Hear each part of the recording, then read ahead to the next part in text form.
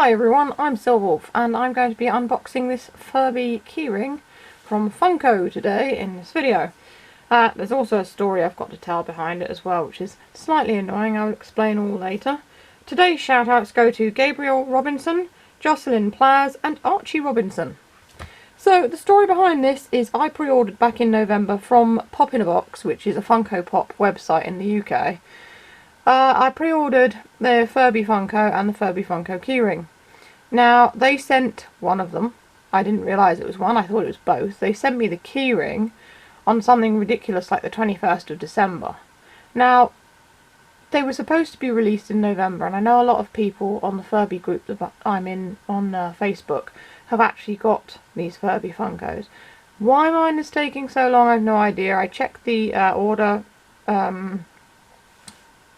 status on the website and it said it was processing and this one had been dispatched. Well, obviously I've received this one, but I haven't received the big one, and I was going to do an unboxing for both of them, but it'll have to be separate now because I don't know when I'm going to receive the big one.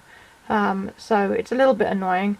This keyring came all the way from America, which is surprising because the last thing I bought off the website came from the UK, so they must have had to import them. Maybe they don't have the stock over here.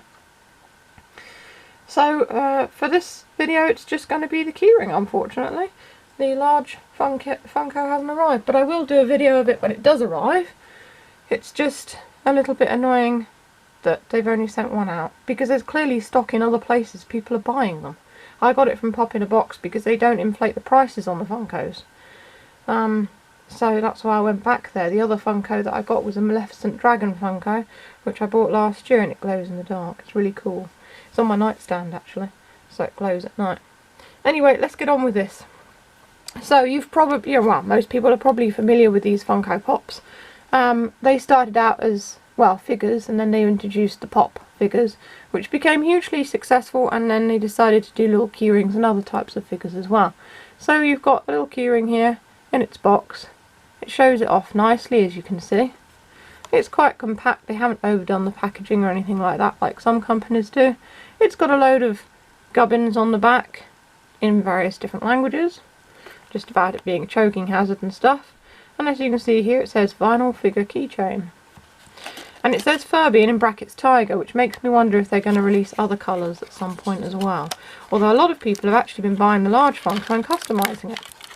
So as we take it out, it's nicely presented. This is in like a little plastic protective sleeve, and it sits in the top there. And the Furby sits in this little sort of plastic moulded, almost like a little throne really. So we'll just take him out. It all comes apart very easily, so you can put him back in the box if you wish. And there he is. He's quite heavy. I do have another few Funko keyrings. I've got some they're from I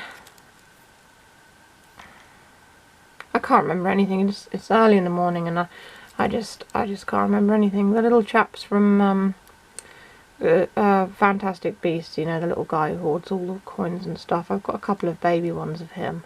I wish I could remember the name. This is so embarrassing. But you know what he is. He's this little creature that puts all the golden coins and stuff in his pocket. And the baby ones were actually based on guinea pigs, because I have the art book.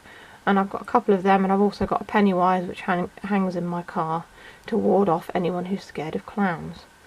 So here we have a little Furby Funko. He's nicely painted.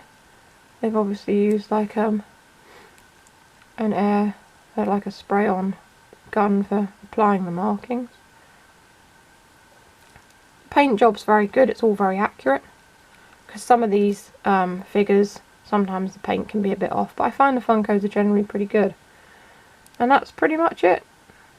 One Furby Funko. I'm just sad that I didn't get to show the big version of him, because I wanted to do like a comparison, but I can probably put him in, he's very small, isn't he? I can probably put him in the, put this one in when I finally do get the other one. Who knows when it will arrive. It's not even been shipped yet. I mean, I pre-ordered them because I thought they'd come quite quickly.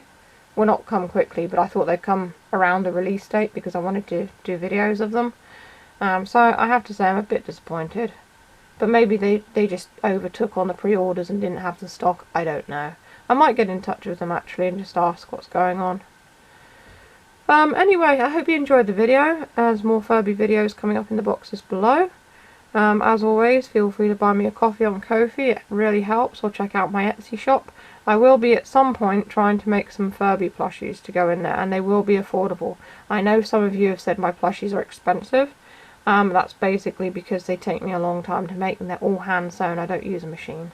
I'm trying to make some plushies that don't take as long and are smaller, although still high quality fur and stuff, so that they're more available to more people. So hopefully there will be a wider range of things in there for more people. Anyway, that's all for this video. Stay safe, stay healthy, and keep being awesome. And this is Silver signing off.